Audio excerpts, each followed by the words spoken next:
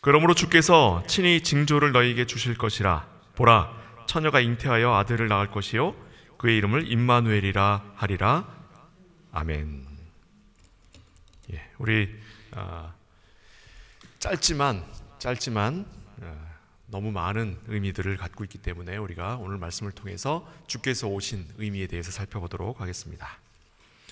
우리 해마다 12월이 되면 여러 가지로 설레는 일들이 많이 있죠. 11월 마지막 주 금요일부터 블랙 프라이데이라고 부르면서 이제 시작을 하고, 12월이 되면서부터는 막 장식을 여기저기 하고, 또 둘째 주, 셋째 주 가면서부터는 캐롤송이 들리기 시작하죠. 그러면서 우리가 조금씩 분위기가 무르익어 가게 되고 합니다. 안타까운 소식도 있었습니다. 그제 막대부엌에서 큰 사고가 있기도 했습니다. 그런 소식도 있지만 그래도 우리가 이 주님이 태어나신 날이라고 기념하면서 크리스마스 바이낙텐을 준비하는 우리의 설렘은 그냥 단순히 이것이 주님이 오시는 것만 종교적으로만 생각하는 것이 아니라 우리 삶의 하나의 활력도 됩니다. 그렇죠? 1년 동안 우리가 열심히 살아온 것에 대한 보상도 되고, 또 이때 휴가를 받으면 아무래도 여름에 휴가 받는 것과는 또 다른 의미로서 우리의 영혼과 또 육체에 안식을 주기 때문에 기쁘고 즐겁죠. 개 중에 들려오는 이야기들이 있습니다. 이 크리스마스가 진짜로 예수님이 태어나신 그날이 맞느냐? 결과부터 말씀드리면 정확한 날짜는 아닙니다. 오히려 여름에 가깝습니다. 그렇지만 교회가 이 날을 예수님의 탄생하신 날로 기념하기로 정했기 때문에 이 날을 크리스마스라고 지키는 것이지, 이 날 진짜 예수님이 태어나셔서 우리가 그거를 막 2000년 동안 지키고 있거나 하는 그런 의미는 아닙니다. 또 이 날이 이제 동방교회라든가 서방교회가 이 날을 또 주님이 오신 날로 기념한다라고 할 때에 이것이 이제 오랫동안 진행됐는데, 이게 너무 지나치게 미신화하고 너무 예수님의 탄생과 우리의 신앙과는 무관한 방식으로 자꾸 발전해 나가서 종교개혁 때는 이 크리스마스를 없애자라는 말도 있었습니다. 그래서 사실은 우리 개혁교회의 시작은 크리스마스를 부정하는 걸로 시작을 했어요. 그러나 그것이 이제 시간이 지나면서 그래도 우리가 예수님 오신 것을 우리가 기억을 해두는 것이 우리의 신앙에 도움이 된다 해서 이것들을 이제 남겨두기도 합니다. 그러나 또 시간이 지나고 나니까 다시 크리스마스가 또 변색되고 있죠, 오늘날. 그래서 뭐 이런 얘기는 좀 하나만한 얘기이긴 하지만 요 크리스마스 때가 호텔들이 대목이랍니다. 호텔이 꽉 찬대요. 예약할 수도 없다 그럽니다. 연인들이나 부부나 호텔로 가서 사랑을 나누는, 그러니까 신앙보다는 오히려 다른 쪽으로 발전해 나가는 것, 이것들이 이제 오늘날 우리의 세태이기도 합니다. 그러더니만 뭐 어제 제가 잠깐 들어봤더니 무슬림 사람들이 또 이거를 불편해하니까 이제 더 이상 프로이 바이낙텐이라고 인사하면 안 되고 뭐 해피 할러데이라고 인사해야 된다느니 뭐 이런 식으로 인사말도 바뀌어 나가고 있고, 그러니까 점점 이것이 이제 변해가는 거예요. 하지만 그런 것들 속에서 우리가 기억해야 할 것은 뭐냐면 주님에 관한 약속, 또 주님이 우리에게 오셨을 때 어떠한 것을 우리에게 주셨는가, 그리고 주님이 오셨을 때의 그 오심의 의미가 무엇인가라고 하는 것들을 우리가 꼭 기억하고 담아두어야 합니다. 그것이 크리스마스를 기념하든 기념하지 않든 우리 성도에게 마땅히 주어진 바라고 하는 것을 기억하시기를 권면드립니다. 오늘은 이 주님이 오시는 것에 대하여 가장 먼저 성경에서 직접적으로 예언한 이사야 말씀을 통해 우리가 살펴보도록 하겠습니다. 오늘 본문 보시면 14절이죠. 그러므로 주께서 친히 징조를 너희에게 주실 것이라. 보라, 처녀가 잉태하여 아들을 낳을 것이요 그의 이름을 임마누엘이라 하리라. 오늘 제목만 한번 보십시다. 제목만 보면 우리가 교회에서 이거를 2000년 동안 계속 이야기해왔기 때문에 우리가 아무렇지도 않게 느끼는지 모르겠지만 이거 굉장히 이상한 제목이에요. 그죠? 어떻게 이런 일이 있을 수 있습니까? 처녀가 잉태하여 아들을 낳는다. 잉태라는 말은 임신했다는 말이고 낳는다는 건 낳는 거예요. 그러니까 두 가지 동사가 같이 들어있어요. 독일어 단어에서는 그냥 낳는 것만 썼지만 두 가지 단어를 같이 갖고 있습니다. 이게 이제 사실은 임신했다라고 하는 게 더 중요합니다. 난 거보다. 임신을 어떻게 하셨냐라고 한다면 남자와 여자의 성행위로가 아니라 성령께서 말씀으로 임신을 하게 하셨다는 말입니다. 그러면 그게 어떻게 가능하느냐? 왜요? 말씀으로 하나님은 모두 만드셨죠? 천지를 창조하신 분이죠, 말씀으로. 근데 아기 하나 태어나게 못하시냐? 심지어는 그 자신이 직접 그 성령의 이름으로 탄생하시는 것이 불가능하겠느냐라고 할 때엔 창세기 1장 1절을 고백하는 사람이라면 지금 이 말씀에 대한 신앙적 고백이 어려움이 없습니다. 근데 이 말씀에 대한 이해가 어려운 분들은 성경 전체를 받아들일 수 없는 분들이에요. 그러니까 이것에 관하여는 분명합니다. 그리고 이 말씀은 다만 신약 성경에 가서 벌어진 일이 아니라 구약 때부터 예언되었다라고 하는 것, 우리의 신앙의 기초가 된다라고 하는 것, 이건 무엇보다도 중요합니다. 이건 과학적 증명을 할 수 있는 내용이 아니에요. 이건 하나님께서 우리에게 주신 신앙의 고백의 내용입니다. 그런데 이 말씀보다 더 중요한 것이 그 다음에 나오죠. 그의 이름을 임마누엘이라 하리라. 임마누엘. 임마누엘이라는 이름 뜻이 뭐예요? 하나님이 우리와 함께 하신다. 함께 하신다. 네, 우리와 함께 하신다예요. 그러니까 하나님께서 우리에게 맺으신 언약을 하나님이 이행하시겠다는 약속입니다. 이 언약은 처음에 아담과 하와에게 주셨던 가죽옷, 그 다음에 노아의 방주를 통해 주신 무지개, 그 이후로 오신 하나님의 언약의 약속들, 아브라함과 맺으신 언약, 그리고 그 다음에 계속 다윗에게로 이어지는 그 언약의 내용들이 예수 그리스도를 통해 오늘날 우리에게 여전히 함께 있다라는 말입니다. 함께 있다라는 말이에요. 그런데 이 말씀을 언제 주셨느냐라고 하는 것을 좀 이스라엘 역사를 잠깐 살펴볼 필요가 있겠습니다. 이 지금 이사야라고 하는 성경이 어느 위치에 있는가라고 하는 걸 좀 살펴볼 필요가 있습니다. 이사야는 아까 시편을 제가 말씀드릴 때도 잠깐 얘기했지만 이사야는 북이스라엘과 남유다 중에 북이스라엘의 선지자예요. 그러니까 이사야가 이 예언의 말씀을 했을 때에 이 예언의 말씀을 듣는 왕이나 백성이 있었단 말입니까? 없단 말입니까? 이 말씀을 듣는 사람이 없다는 말이에요. 그러니까 이사야가 진짜로 허공에다 떠든 거나 다름이 없는 거예요. 왜냐? 아까 말씀드렸죠. 북이스라엘에는 하나님을 두려워하는 왕도 없었고 백성들도 없습니다. 예수님 때에는 그들을 사마리아인이라 해서 아예 개돼지만도 못하게 취급했어요. 왜요? 하나님의 언약을 잊은 백성이기 때문에. 그런데 그들에게 맺으신 언약이라고요. 남유다가 아니라. 그러니까 남유다는 당연히 북이스라엘보다 더 하나님께 가까이 있었기 때문에 당연히 이 언약의 내용에 포함이 되는 거예요. 언약의 말씀을 믿고 고백하는 자들이니까. 물론 아닌 경우도 있었지만 최소한 그들에게는 성전이라고 하는 것이 있었고 최소한 그들에게는 매년 하나님께 제사 드리는 종교 행사라도 있었어요. 남유다는. 근데 북이스라엘은 첫 번째 왕인 여로보암 1세 때부터 이미 성전 예배를 금지하고 이방신을 섬겼단 말이에요. 처음부터. 그러니까 이들에게는 하나님도 하나님에 대한 언약도 잊은 자들인 거예요.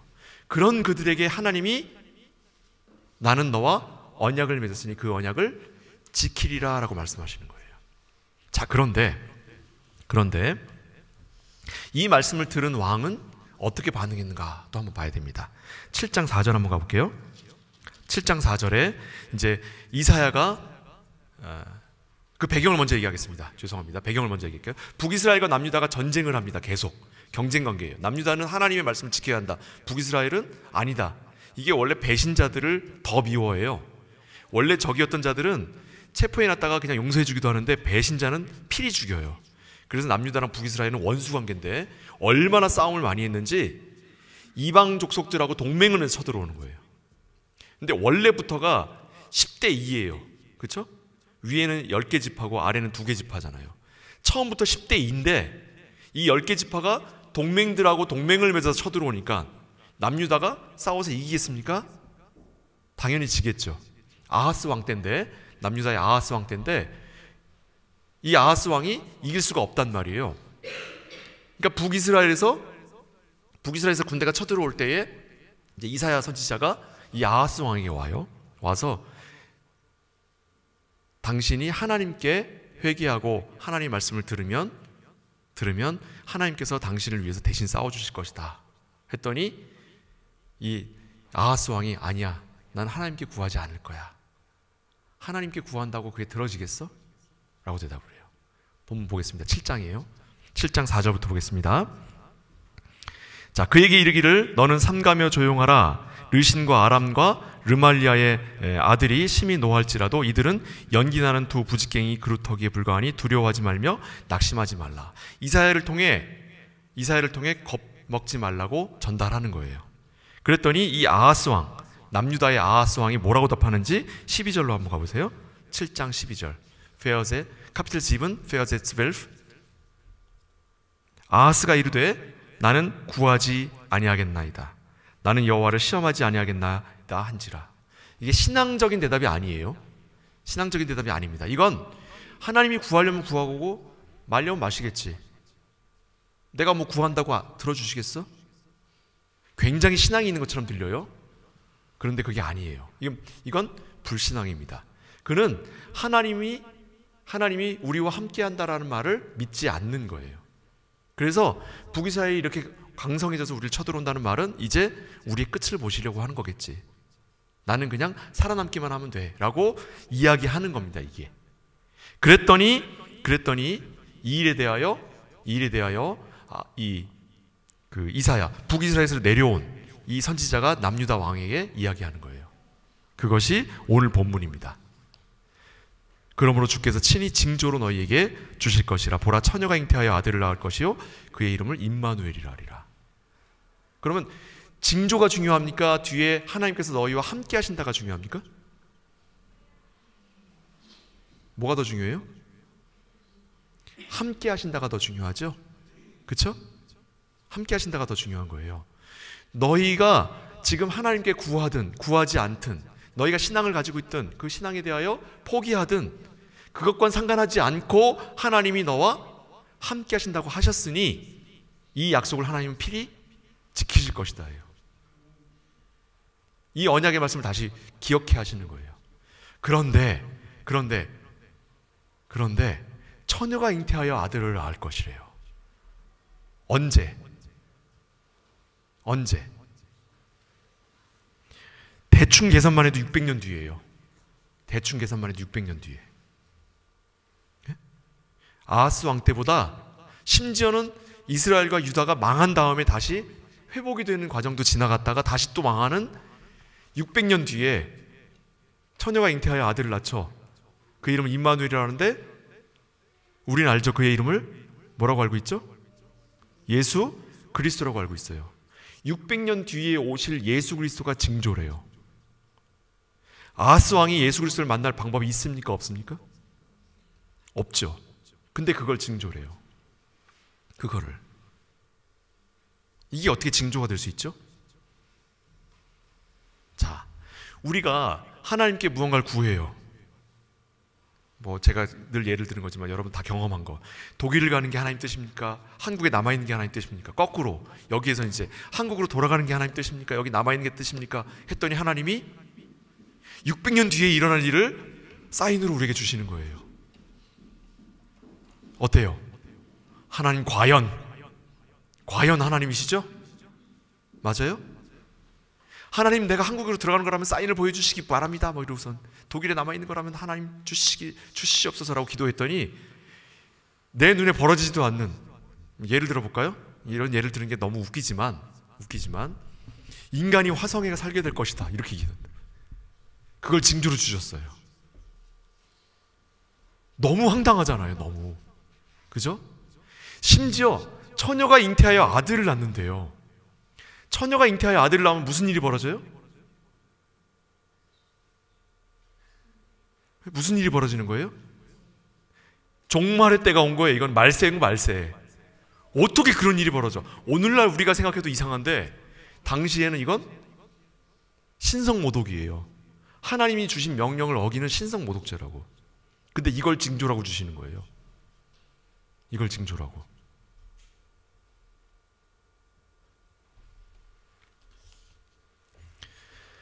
이것이 우리에게 주는 메시지가 과연 뭐냐는 거죠. 이게. 그러니까 우리가 구하는 것은 늘 징조예요. 하나님 내게 주신 것을 보여주시옵소서. 하나님 내게 응답하여 주시옵소서. 내가 이것을 하나님 통해 하나님께 영광 돌리는 것을 하나님께서 내게 보여주시옵소서. 우리 맨날 기도하는 게 그거예요. 우리의 눈으로 보여달라, 우리의 몸으로 느끼게 해달라, 우리의 귀로 듣게 해달라 해요. 징조예요, 징조. 근데 하나님은 우리에게 징조를 이때는 주실 것이라고 약속하신 거고, 오늘날 우리에게는 2000년 전에 이미 주신 거예요. 이 징조 이외에 다른 징조를 더 주실 것이 있다 없다? 없다고 예수님께서 직접 말씀하셨잖아요. 하나님이 늘 우리와 함께 하신다라는 말은 우리가 독일에 살아도 한국에 살아도 이 일을 택해도 이 일을 택하지 않아도 내가 무엇을 하더라도 하나님 우리와 함께 하신다는 거예요. 우리가 부자가 되어도 우리가 가난하게 되어도 우리가 시험에 합격해도 시험에 떨어져도 우리가 가장 중요하다고 여기는 삶 가운데 벌어지는 많은 일들에 대하여 하나님은 그 일이 너희의 삶에 관한 문제이지만 나는 그 삶 이상의 것들을 너와 함께 하고 있다라고 우리에게 약속하시는 거예요. 이것이 얼마나 우리에게 큰 위로와 큰 약속인지를 우리가 느끼지 못하는 건 뭐냐면 우리는 이 땅에다가 발을 딛고 이 세상을 바라보며 살아갈 뿐이기 때문에 그래요. 그래서 내게 필요한 건 항상 이거인 거예요. 이거. 항상 이거. 항상.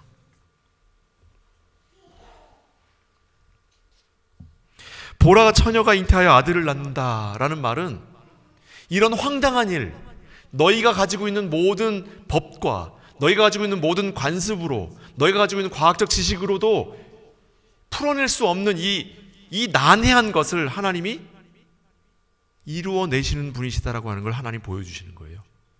그래서 우리의 신앙은 창조신앙이고 부활신앙인 거예요.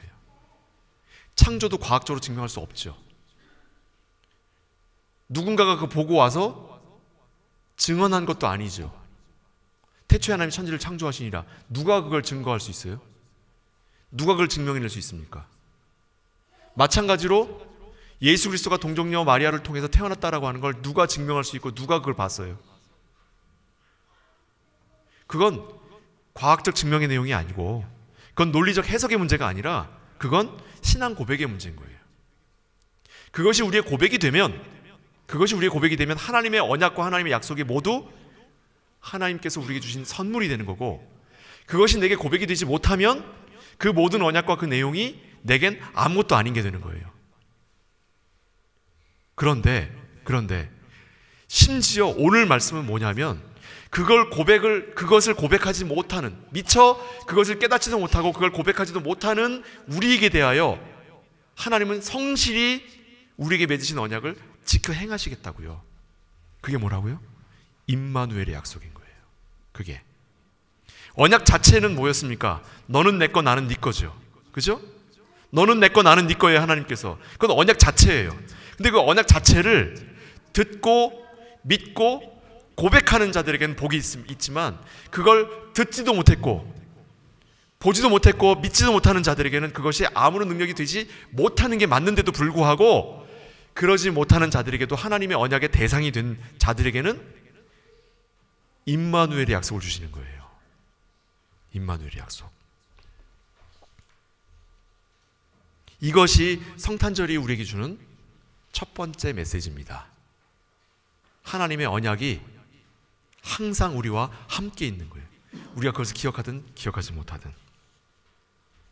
근데 이 내용은 이사야서 7장에서부터 12장까지 계속 이어집니다. 이 이야기들을 보면 하나님께서 원래 이 하나님의 언약의 내용을 믿지 않으면 하나님께서 진노하시고 벌하신다는 내용이 7장에서 12장까지 계속돼요. 하나님께서 치신다라고 하는 것이, 이 약속을 믿지 않으면 내가 너희를 가만히 두지 않겠다는 말이 계속됩니다. 근데 이 내용을 다 꾸준히 읽어보면 마지막에 가서 이 모든 진노를 너희에게 하겠다고 내가 다짐하지만 그러나 내가 너희에게 이것을 내리지 않겠다예요. 내리지 않겠다. 원래 너희에게 내려야 하지만, 너희를 내가 진멸해야 하지만, 너희를 내가 노예로 끌려가게 해야 되지만, 그러나 내가 이 모든 저주를 너희에게서 비켜나가게 하겠다예요. 그것이 사실은 하나님께서 우리에게 주시는 말씀입니다. 이사야서 9장 8절에서 12절 말씀 볼게요.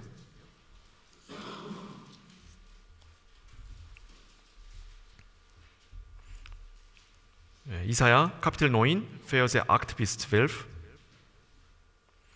주께서 야곱에게 말씀을 보내시며 그것을 이스라엘에게 임하게 하셨은즉 모든 백성 곧 에브라임과 사마리아 주민이 알 것이거늘 그들이 교만하고 완악한 마음으로 말하기를 벽돌이 무너졌으나 우리는 다듬은 돌로 쌓고 뽕나무들이 찍혔으나 우리는 백향목으로 그것을 대신하리라 하는도다. 그러므로 여호와께서 르신의 대적들을 일으켜 그를 치게 하시며 그의 원수들을 격동시키시리니 앞에는 아람 사람이요 뒤에는 블레셋 사람이라 그들이 모두 입을 벌려 이스라엘 삼키리라. 그럴지라도 여호와의 진노가 돌아서지 아니하며 그의 손이 여전히 펴져 있으리라. 보세요. 너희와 동맹을 맺어서 유다를 침공하는 북이스라엘, 이건 또 북이스라엘이라는 얘기예요.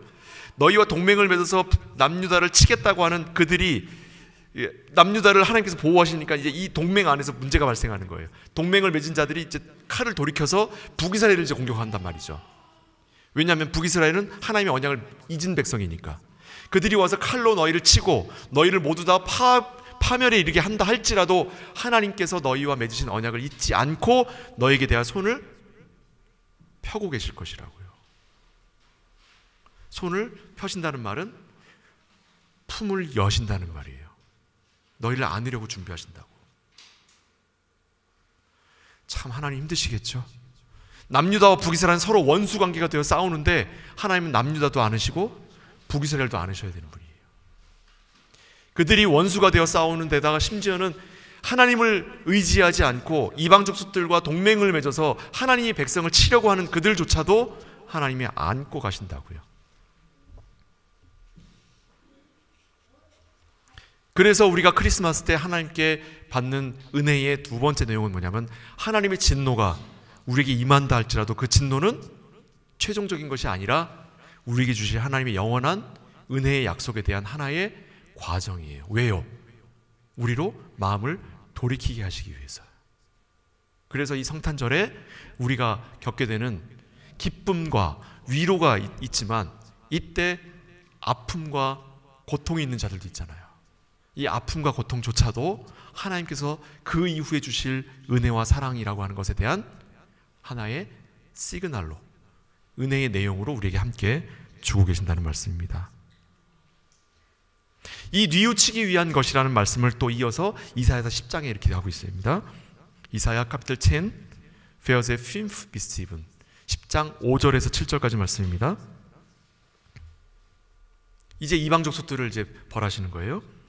아수르 사람은 화 있을진저 그는 내 진노의 막대기요 그 손의 몽둥이는 내 분노라.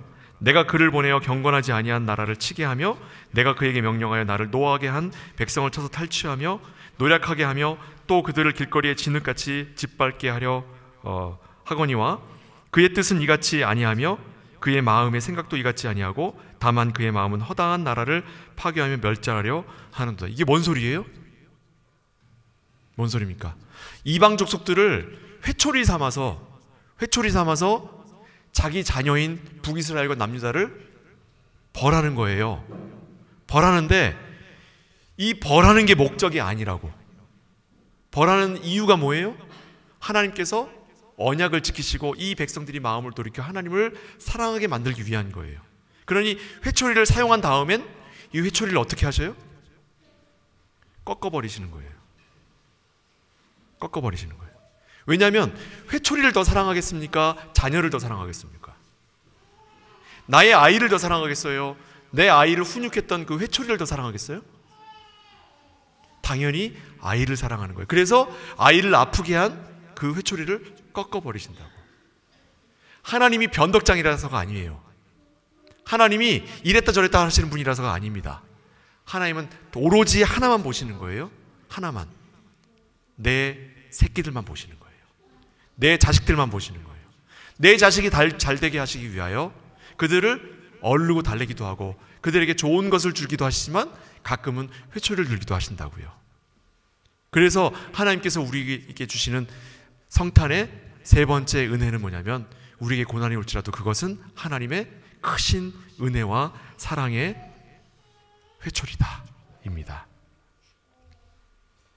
이것은 하나님의 진노라고 설명하지 않고 하나님의 훈육이라고 이야기할 수 있는 거예요.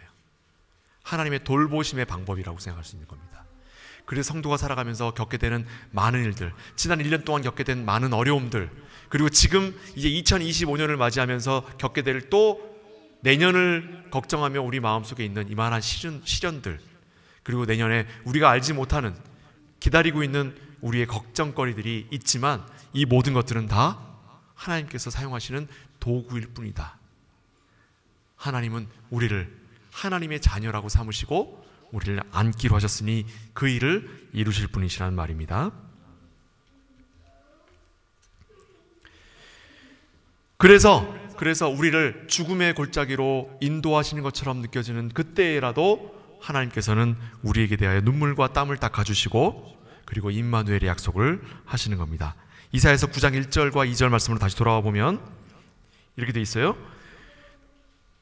이사야 카피텔 9 Verse 1 bis 2 전에 고통받던 자들에게는 흑암이 없으리로다. 옛적에는 여호와께서 스불론 땅과 납달리 땅이 멸시를 당하게 하셨더니 후에는 해변길과 요단 저쪽 이방의 갈릴리를 영화롭게 하셨느니라. 흑암에 행하던 백성이 큰 빛을 보고 사망의 그늘진 땅에 거주하던 자들에게 빛이 비치도다. 여기 스불론 땅과 납달리 땅이라고 나왔는데 스불론하고 납달리는 이스라엘 역사에 있어서 가장 먼저 사라진 이 지파예요. 이 지파들은 역사적 기록에도 거의 나오지 않을 정도로 제일 먼저 이방 족속들에게 점령당해서 이 족속은 이미 일찍부터 사라지고 다른 지파에 흡수가 돼버립니다. 그러니 그들에게는 사실은 하나님께서 우리를 외면했다라는 생각밖에 안 남는 거예요. 그런데 그들에게조차도 하나님께서 뭐라고 말씀하시냐면 여기에 빛이 비추도다. 빛이 비추도다. 이렇게 얘기하고 있습니다. 제가 들은 이야기 중에 참 멋진 표현이 있는데 여러분들도 혹시 너무 힘들면 하나님께서 우리를 돌보시는 그 하나님께서 우리에게 주시는 빛이 있음을 기억하셔서 이 문장을 기억해 주세요. 내일은 빛이 비칩니다. 내일은 빛이 비칩니다. 하나님께서 약속하신 거예요. 하나님께서.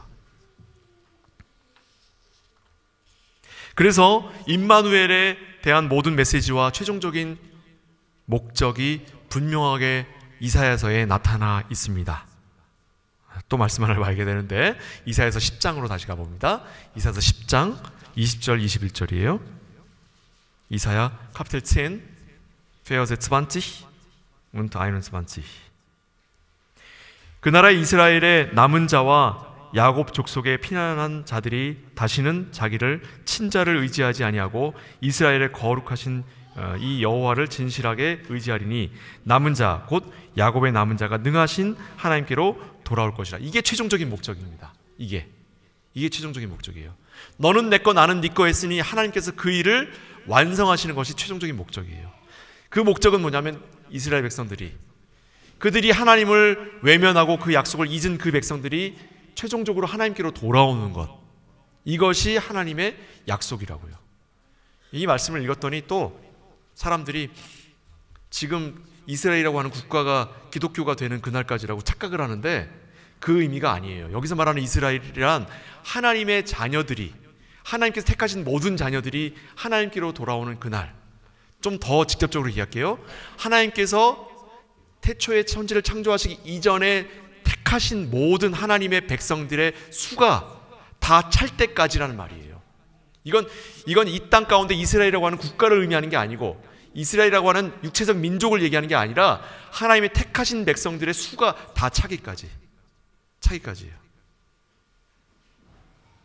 이걸 꼭 기억하셔야 됩니다. 이거를 하나님께서는 이 땅을 운영하시고 이 땅을 보존하시고 이 땅을 다스리시는 모든 오로지 하나의 관심은 뭐냐면 하나님이 택하신 백성인 교회예요. 교회.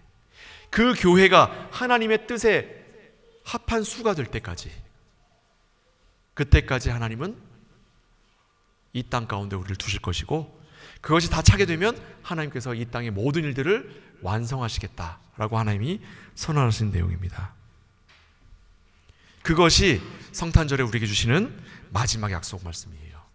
하나님께서 정하신 수, 하나님께서 택하신 백성, 그들이 모두 하나님의 합하신 그 수에 이를 때까지예요. 왜냐? 우리가 모두가 하나님을 기억하고 하나님께 대한 신앙을 고백하는 자들로서 당당하게 설 수 없는 자들이란 말이죠. 이 땅 가운데서는 여전히 우리에게는 죄의 습관이 남아있고 우리는 여전히 하나님의 말씀을 믿고 따른다라고는 하지만 우리의 생활 습관은 그에 합하지 못하단 말씀이죠. 그럼에도 불구하고 하나님은 우리에게 대하여 기억해 하시는 언약의 말씀, 바로 너는 내 거, 나는 네 거며 또한 내가 세상 끝날까지 너와 함께 하시겠다는 임마누엘의 말씀입니다. 그래서 이제 우리가 예수 그리스도께서 이 땅에 오실 때에 주시는 그 하나님의 말씀이 이사야서에 구체적으로 드러나는 거예요. 이사야서 카피텔 노인 페어제 섹스 비스집은 이는 한 아기가 우리에게 낳고 한 아들을 우리에게 주신 바 되었는데 그의 어깨에는 정사를 메었고 그의 이름은 기묘자라 모사라 전능하신 하나님이라 영존하시는 아버지라 평강의 왕이라 할 것임이라. 그 정사와 평강의 더함이 무궁하며 또 다윗의 왕좌와 그의 나라에 군림하여 그 나라를 굳게 세우고 지금 이후로 영원히 정의와 공의로 그것을 보존하실 것이라. 만군의 여호와의 열심히 이를 이루시리라. 아멘. 600년 뒤에 오실 예수 그리스도에 대한 약속이 이렇게 구체적으로 허락되어 있습니다. 무엇에 대하여? 우리를 위협하는 대적들에 대하여. 근데 그 대적이 어제까지는 형제라고 불렀던 자들이에요. 어제까지는 내가 그들을 친구라고 생각했었고 어제까지는 그들과 함께 먹으며 함께 웃으며 함께 생활했던 바로 우리의 동지들이었는데 그들이 우리에게 칼을 겨누고 쳐들어와 우리의 가슴을 찢어놓고 우리의 마음을 헤쳐놓는 그들이 우리의 생명을 요구하며 우리의 가진 모든 것들을 빼앗으려고 하는 이때에 하나님께서 우리에게 주시는 약속의 말씀이 뭐라고요? 한 아기가 태어나 그가 우리에게 대하여 구원을 선포하실 텐데 그의 이름은 기묘자라 모사라 전능하신 하나님이라. 하나님 자신이 우리에게 오셔서 우리와 함께 계신다라고 하는 것을 약속하시는 거예요. 이것이 성탄절에 우리가 잊지 말고 기억할 하나님의 약속의 말씀이라는 겁니다. 하나님은 우리를 위해 불가능을 가능케 하시고 진노하심으로 보여지는 그 진노하심이 실제로는 우리를 버리려고 하시는 것이 아니라 우리의 마음을 돌이켜 하나님을 소유한 자로서 하나님의 소유가 된 백성으로서 살아가도록 그 언약을 기억하도록 하시기 위함임을 우리에게 보이시는 그 하나님의 은혜를 기억해 하십니다. 하나님은 드디어 하나님의 자녀가 됨을 선포하시고 하나님이 우리의 아버지이심을 그리고 우리가 하나님과 영원토록 함께 살아갈 것임을 선포하는 그 자리에 우리를 세우셨습니다. 그것이 바로 임마누엘의 약속이고 그 임마누엘의 약속이 이미 2000년 전에 십자가와 예수 그리스도를 통해 완성되었습니다. 이 완성된 하나님의 약속의 내용이 우리의 삶 가운데 또한 이루어질 것을 약속으로 우리가 받은 거예요. 하나님께서 이루어질 수 없는 것을 이루신 것을 우리가 보았기에 이제 우리에게 남겨진 마무리, 세상 끝날까지 우리와 함께 하신다라고 하는 그 하나님의 말씀을 믿고 살아가는 자들로 이 성탄절의 풍요로움이 완성되어 가는 것입니다. 이것이 우리 성도에게 남겨진 싸움이에요. 이 믿음과 이 고백과 이 언약을 붙들고 살아가는 것, 이것이 싸움입니다. 이걸 잃어버리지 않고 이걸 기억하며 이 가운데 살아가는 거예요. 처녀가 잉태하여 아들을 낳으리니 그 이름을 임마누엘이라 하리라. 이 말씀은 우리에게 이 언약의 말씀을 꼭 기억해라가 아니라 이 언약의 말씀을 이루기 위하여 내가 얼마나 열심을 다하고 다하는지 너희가 기억하고 고백하는 자 되어라는 하나님의 약속의 말씀입니다. 이 약속의 말씀을 받은 저와 여러분, 하나님의 택하신 백성이 된 저와 여러분, 하나님의 교회로 세우심 받은 저와 여러분, 이 성탄절에 하나님의 언약 가운데 풍성하게 그 은혜를 받아 누리는 저와 여러분 되시기를 주님의 이름으로 축복을 드립니다. 기도하겠습니다. 사랑하는 아버지 하나님, 우리가 성탄절의 흥분과 기쁨과 또 이 풍요로움 가운데 마음을 너무 빼앗기지 않고 정말로 하나님이 우리에게 주시는 말씀인 임마누엘의 약속, 그 임마누엘의 약속의 내용이 무엇인가 했더니 하나님이 우리의 소유이며 우리가 또한 하나님의 소유이신 것을 우리에게 영원토록 기억해 하신다라고 하는 그 은혜와 그 약속의 말씀임을 우리가 기억해 하여 주옵소서. 이것이 또한 참으로 하나님께 나아가는 참된 신앙의 내용임을 우리가 기억하며 하나님 앞에 기쁨으로 서는 자들 되게 하여 주옵소서. 예수 그리스도의 이름으로 축복하며 기도합나이다. 아멘.